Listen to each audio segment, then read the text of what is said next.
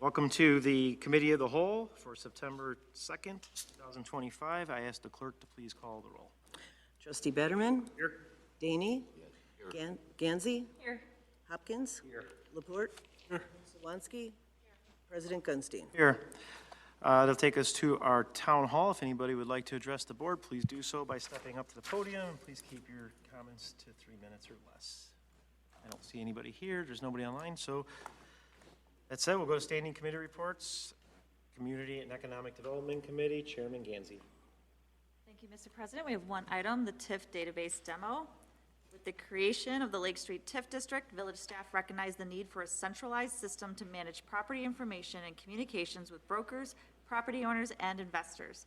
Administration, GIS, and Planning and Development collaborated to build a database and tools that improve internal coordination and promote redevelopment opportunities. GIS designed an internal dashboard where staff can log correspondence notes through a survey form. Records are organized, searchable, and shared across departments, giving planning insight into economic development activity and vice versa. This ensures even further alignment between the planning and development services and economic development. To encourage transparency and investment, GIS also created a public-facing mapping application. Featuring property details, drone imagery, and video, the tool helps developers, brokers, and buyers better understand opportunities in the TIF district and supports proactive marketing. Looking ahead, the database will serve as both a progress tracker and promotional tool. Real-time updates such as site cleanup, demolition, and groundbreaking will be connected to a QR code shared through real estate journals, broker blasts, and promotional materials.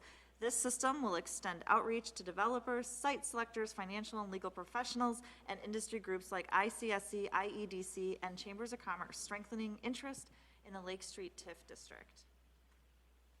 All right, so I'll send it over to staff for the presentation. Yeah, that was said pretty well. One of the things that I'm really excited about this database is when Richie and I first kind of started talking about it, it was going to be just a simple outward-facing map with some analytics and some collection. But what we did was brought in the subject matter experts. I've talked to Tony for some time about trying to bring his notes to life because he's one of the best note takers I've ever seen. And in typical fashion, Christy came on board and took this database from good to great. And what you see tonight actually is really just the beginning of what GIS can do to this site and the type of data that can go into it. So we're really excited to watch this actually grow and then circulate into the development community. The PowerPoint is before you in paper this evening as well. And I'm just gonna kind of outline that second page and the purpose and vision. Like I said, it started off as public facing to attract developers and businesses, future residents, Bartlett as a destination, and also our internal communications with staff. How many brokers we've talked to and what are they saying, and giving the information that Christy and I, Tony talk about on a daily basis, puts it into one central location, and it gives us the metrics to cross-reference that with some of our other programs as well. But at this time, I'm going to kick it over to Richie, and she's going to take you through the database, and if you have any questions, we'll be happy to answer them. So I want to bring your attention to the public mapping application. This is going to be the home page.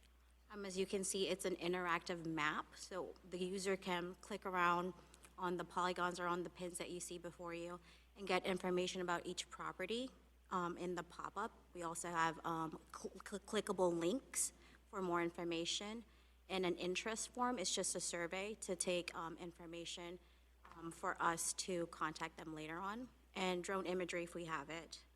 And then the second page is the Belong in Bartlett campaign. So we really want to focus on our branding messaging for the village. So we can include demographic information on this page, as well as some of the branding materials that we already have for the Belong in Bartlett campaign. A sample for one of the properties before you is 555 West Lake Street. We give you information like the property size, the frontage, and the property depths, and what is the desired land use for this property. We also have buttons that we can include for a drone video that's hosted on YouTube. Again, that clickable link to a form intake for interested parties. And if the property is available for listing, we can also include the brokerage information in there as well. And then this is just a concept that we can include for each property as well. We can follow the development timeline. So for example, the 555 Westlake property, when we acquired it, any removal or demolition that happened on the property, and then so on and so forth as it progresses in its development phase. Our internal dashboard, as Scott was mentioning, that we can actually consolidate all of staff communication with brokers, property owners, and interested parties in one place. Staff has the ability to filter all of the notes that were taken based on the date, who they corresponded with, and the property. It's also an interactive map in the middle. And with this dashboard, we have the ability to provide metrics, give insights to all of the data that we've been collecting. Obviously, this is just a sample. This is all test points, so it's not really telling of the data just yet. And then here's a drone video sample that we have that we put on all those pages.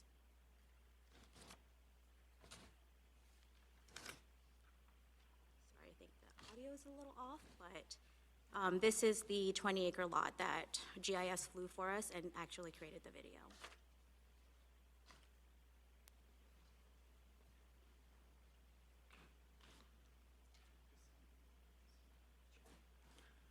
And as we kind of talk about really the database continuing to grow, eventually we'll be able to migrate the information that already lives on our village website that's applicable to this platform. For example, if you're a licensed contractor, licensed electrician, financial advisor in the TIF, things like that, of that nature, can also be migrated into this application, so it truly is a one-stop shop.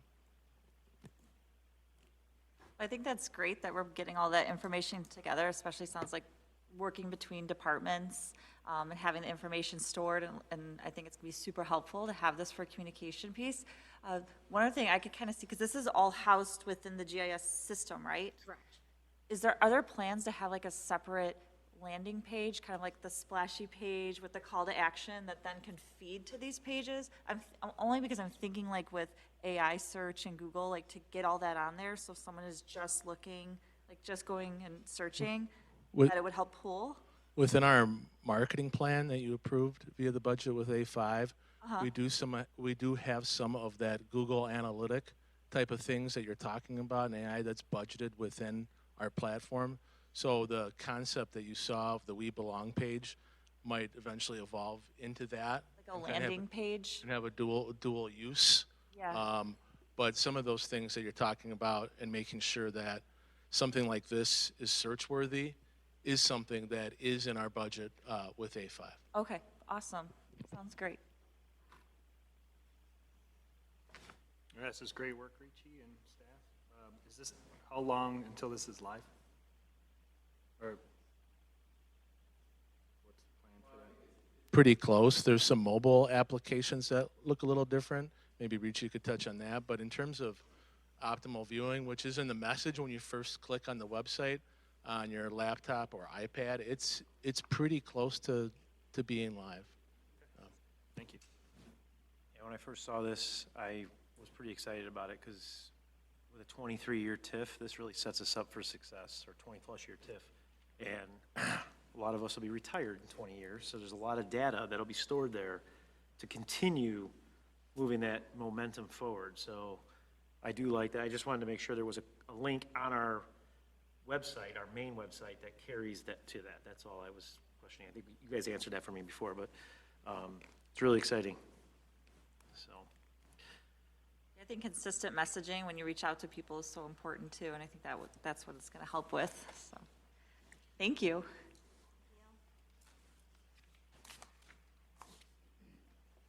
Is that all you have, Trustee GANDSEY? Oh, sorry. Yes, that's it.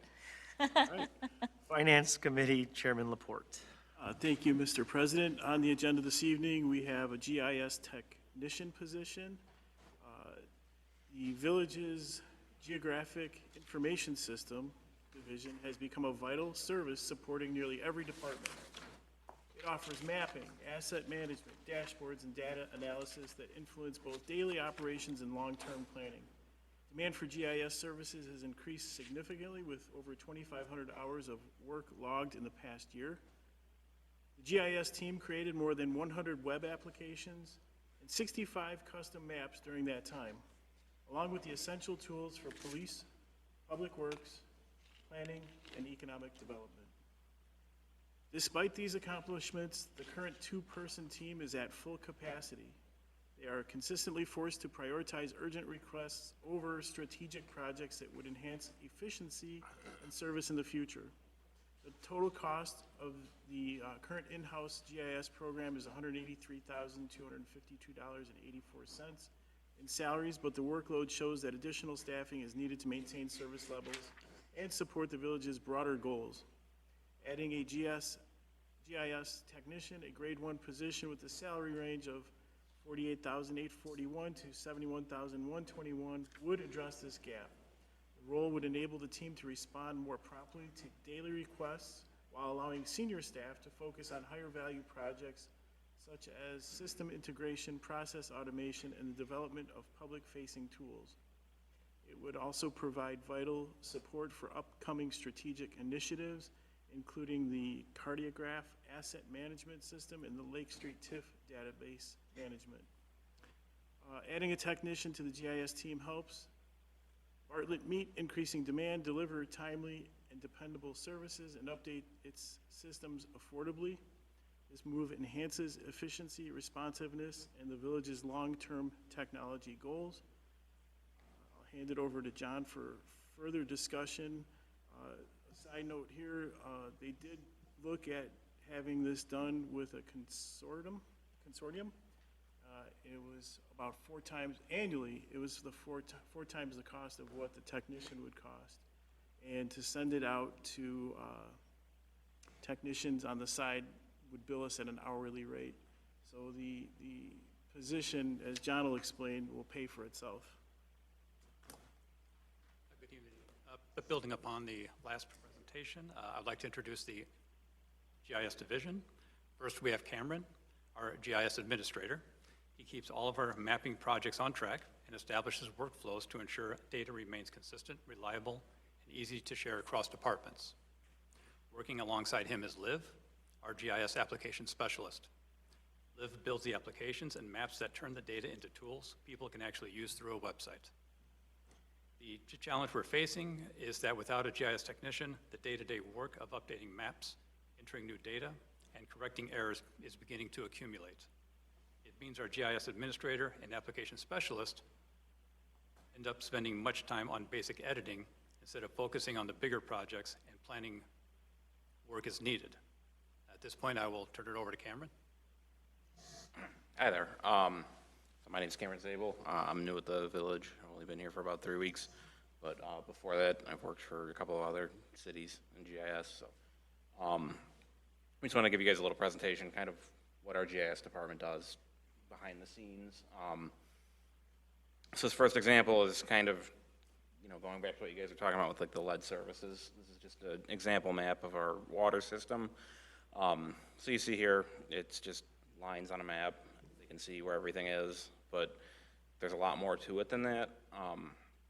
This next slide, I don't know how visible it is, but this is the attributes that are within the data, and this is kind of where a lot of our planning and added value comes in, because this can help drive decision-making within the city. So some of the fields we have here are like material, so that goes back to the lead service we were talking about, different diameters, water sources, who manages certain assets. So if, an event happens and we're not sure who owns what, our staff can use this to kind of speed up that process.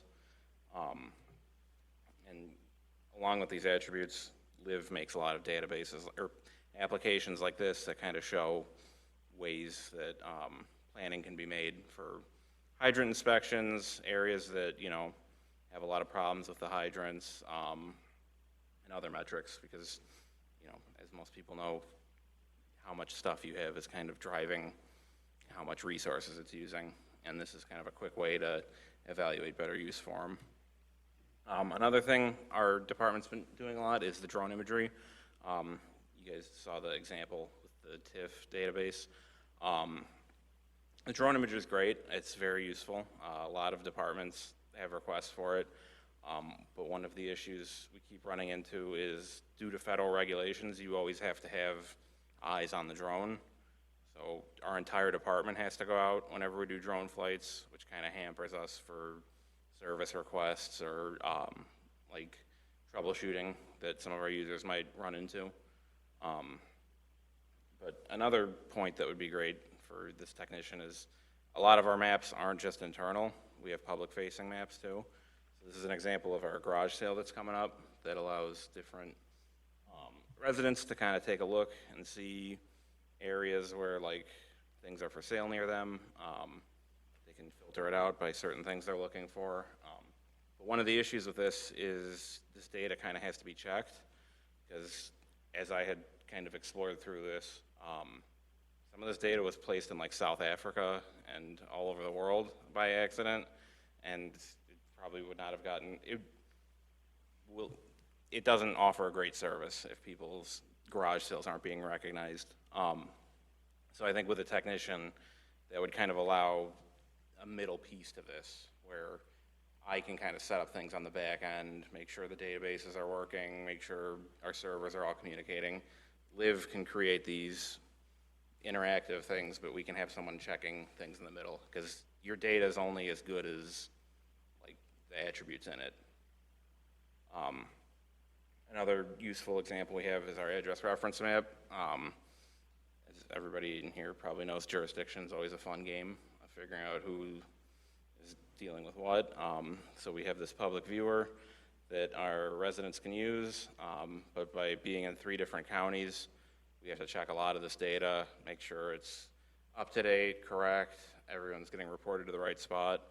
But this also helps a lot of the decision making within internal departments and external residents as well. Yeah, and with that, as we get our data from the county, a lot of times it's not correct because boundaries change, and a lot of times it gives the data and it's not correct. So the problem we're having is making sure that the data we put in these maps are actual. So to address this challenge, we propose adding a GIS technician. This is an entry-level grade 1 position aligned with the village's new compensation and benefits package. The role requires a 4-year degree in GIS and is intended to support the daily tasks of maintaining and updating our data. Thank you for your time, and are there any questions? I have a question. Go ahead. Cameron, what, the other places that you were working? Yes. Was the team similar to what will be here if this position? Yeah, I've worked at a county level before, and that was 3 people, and then the last city I worked at was a lot smaller, and we were 2 people, but we were looking to add another staff member. But I think a lot of, due to the size of the village and what, as you've kind of seen from a lot of our presentations, what we're trying to do, I think an extra person can really help the village kind of have the level of service it deserves of, you know, accurate data, accurate decision-making, and smart resource usage. Thank you. What's the difference between what your team does and what Gabby does? I'm sorry, what does? Well, Gabby, she's a, well, to the best of my knowledge, and forgive me if I'm incorrect, Scott?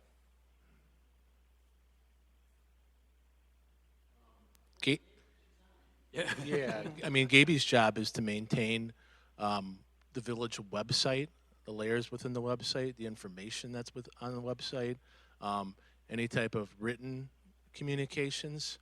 But this type of software applications is not something that she does, or mapping. That's a GIS function. I hope I answered your question.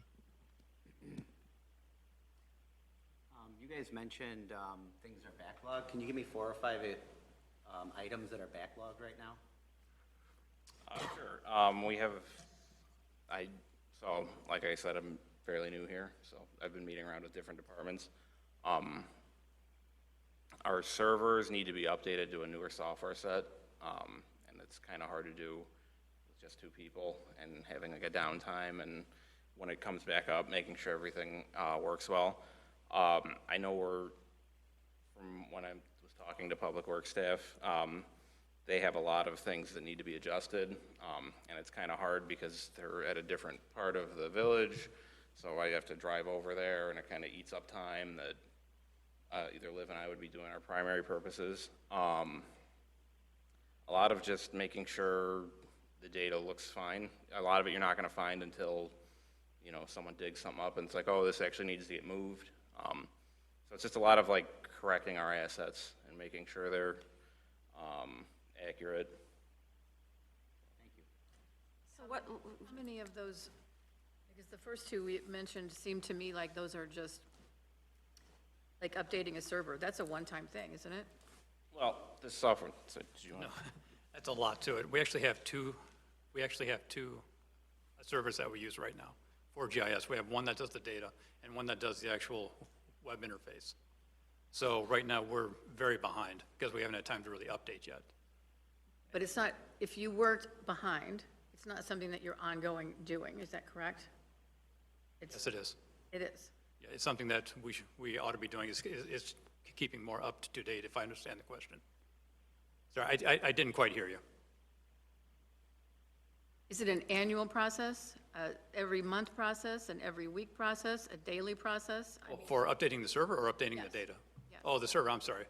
Yes, it's something we would like to do annually. We don't like to be a bleeding edge, but we do like to be just behind it so that we were current with the different features that it offers so that we don't fall too far behind. So when we do need to upgrade, it's not such a quantum leap. Because the more behind you get, the more difficult it becomes to upgrade.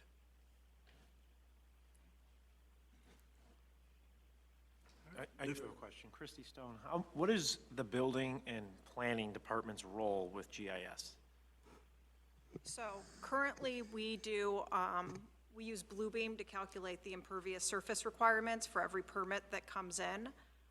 We also do our annual maps updates, so that's the subdivisions, any annexations, zoning, land use. We use it to, as part of the capital budget, to keep track of what percentages of the different land uses we have within the village. So it is something that we rely on a lot. We use it to look at aerial views, to see if there's been changes over time, so we can use the comparison for assessments and things like that. Who updates your stuff that you need in there? Do you go in and update it in GIS? GIS department, division does it. Used to seeing GIS typically in the planning departments in a lot of different municipalities. And maybe it's just because it was smaller at the time, I don't know, but is that something that's common? Can I do that one? GIS started in the planning department. I think it was Christy. And then as it has grown over time, and we have expanded those uses to PW, we didn't even talk about the uses that we do in police, which maybe we should. It merited kind of a broader housing other than just in planning and zoning. So we moved it to its own independent department head, and then within admin. Will that added position take stress off of your department? Yes, because we would have more recent current data that we would know would be reliable. And would Bluebeam go away? No. No. They're two complementary softwares. And how does this, give me some examples of how this affects the police department? We're working with the GIS team to build our dashboards to help us with crime prevention and directed patrols so that we'll have real-time crime data and directed in specific areas. So we'll usage of heat maps and specific crime locations. We don't have that now? We don't have a dashboard to be able to do that. We have to drill down by system by system. I'm sorry, I couldn't. Can you repeat that? So we don't have like a direct dashboard that could give us that and analyze that information. We have to go system by system currently within every application that we have to try to drill down into that data individually. For example, our RMS system, our report management system, or our crash, our 1050 crash system, we have to go individually into each one and try to identify specific areas as law enforcement and administrative staff. This, as a dashboard with the GIS component, they could give us that information if once it's integrated. All right, if there's no further questions, we'll, go ahead. I was just curious, just like looking over your GSI staffing with other communities, how can Schaumburg have 2? And like, we have so many more, like, can you help, like, tell me about all these other communities and why they don't necessarily have the size staff that you guys want? So I know Schaumburg doesn't have a drone program, so that's something that's not eating into what they're doing. So they're just not using that capability, but that's something that a lot of village staff have shown that they want us to keep continuing to provide. So that's one example. I also know Schaumburg does, I'm friends with someone who works at Schaumburg, and I see him a lot at local events. I know they do a lot more internal facing things than we kind of do. So that's part of it. I know Rishi was administrator before I was here, so she might also have some input. Yeah, can I add on to that too? I know for sure that Schaumburg has empowered users in each department. So for example, in their planning division, they'll have a GIS user that just coordinates right back to the GIS team. So the GIS team in Schaumburg really is just in charge of the servers and the data management, but as far as like application making and map making, they have empowered users for most of their divisions. Is that a long-term strategy? Cam? I'm just wondering, is that a feasible strategy? Because I think Trustee Swansky's question was hinging on, at what point does the work run out for this position? When you're caught up, you know, how many drone videos we're going to take, maybe a little explanation on that for them and for myself. But then does that role emerge and move to a planning department or a public works department? So empowered people in those departments to do what you're building right now and just to carry it on. I guess maybe that's, is that what you were trying to get at on that? So, I mean, I see what you're saying there. By having the technician, I think there's a lot of administration that goes into with the servers and the software we use that I'm dealing with that I think, again, kind of as I was showing with the slide with like the data in it, it's always going to get updated. No village is going to say we have 100% accurate or done. We don't have anything else to do. We're always discovering new utilities or things that are put in wrong that need to get corrected. I'd also say, you know, what we're seeing now with our social media and our communication, we had it fanned out to each of the departments, and we found that that is not an efficient way to do it for us. We are now starting to consolidate that back so that we are using consistent templates and consistent messaging and making that more cohesive. I see this as the same kind of thing with our GIS team, that we're having standard protocols. It's not, well, they do it this way in finance, or they do it this way in you know, the police department, because all this information has to be integrated together and it has to be done the same way for it to be effective. We find that, you know, if we, like with our, I think of so many examples right now, with our adjudication system, right, that we've talked about going over to DACRA, and that was one cohesive system. We didn't have 6 other independent databases that we were trying to get the information from. I see this really as an opportunity to enhance the efficiency of the products that we have and the productivity of the staff that we have by, you know, better coordination and oversight. Can I add on to that too, Paula? The more applications that our GIS staff makes, the more maintenance it takes on the team. So with bringing Cartograph on board too, implementing Cartograph means we have to make sure our data sets are ready to be integrated into that new software, and then also maintaining that data integrity. and with this 20-year TIF. As we build onto it, it's the maintenance of this database that requires the extra labor in the GIS team that they can't really keep up with right now. Explain what Cartograph is the Public Works asset management software that I think we've already started talks about. So that's coming down the pipeline too. One thing that I wanted to add on to Trustee Swansky's question about police analytics, there is some bleed over between data analysts and GIS. And for example, in Wheaton, Ryan, I think, had 2 data analysts.